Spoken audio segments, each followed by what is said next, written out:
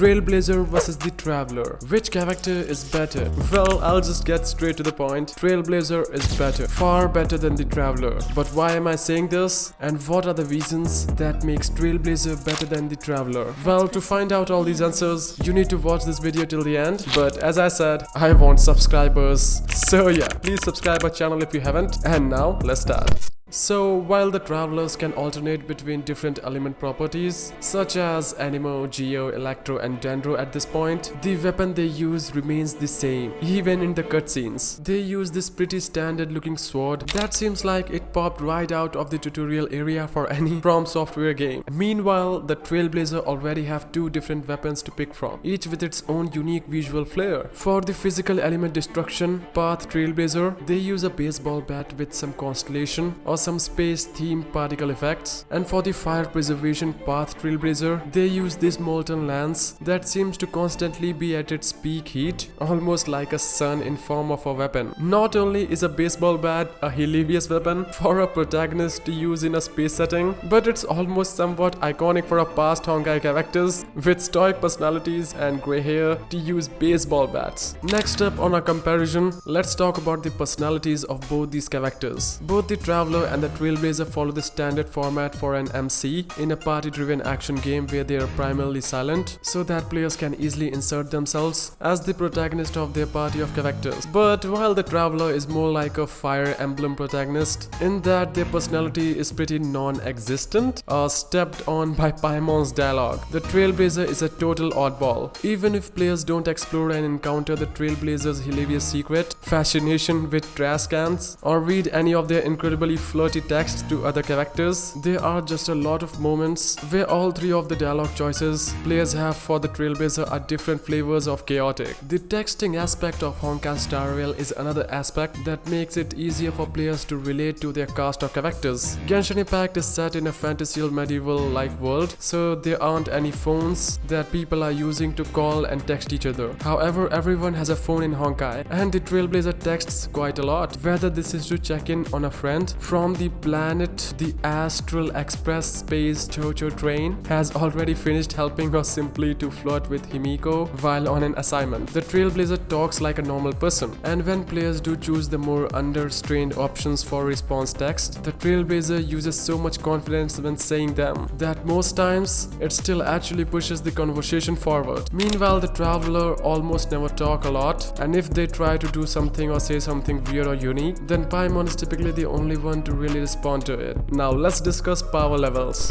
Granted, MiHoYo fans have gotten to see a lot more of what the Traveler is capable of over the course of the game's numerous content, boss fights and story updates, while Honkai starrail really only has two major boss fights. Still, given what players know about Aether and Lomain in the lore of Teyvat and what they have seen of Celius and Stella, it's clear that the Trailblazer is just more powerful being. Not only it is unclear if the Trailblazer is actually human, but they've got a Stellarian shoved in their chest, which is a world-ending device created by Nanok, the god of destruction of their world. Meanwhile, the Traveler is a heavily nerfed god, or you can say deity, from another universe that has slowly been getting their abilities back at a snail's pace. And finally, let's end this comparison with a pretty polarizing take. The fact that Trailblazer is better than the Traveler is simply because the Trailblazer doesn't come with Paimon as a package deal. And yes, you heard me right. While some people love Paimon, others really hate her. There's a lot of scenes Paimon directly talks over the MC or responds to the MC's dialogue option instead of the intended recipient, which can make a lot of conversations with the MCs feel unimpactful, I would say. Meanwhile, the Trailblazer has Mark 7th as the Paimon comparison character, and Mark 7 is great as a both likable and fantastic unit in a team comp. While she has a lot of the same pros and cons as Paimon, the Trailblazer and Mark 7 are kindred spirits in a lot of ways, and there are some hilarious moments in certain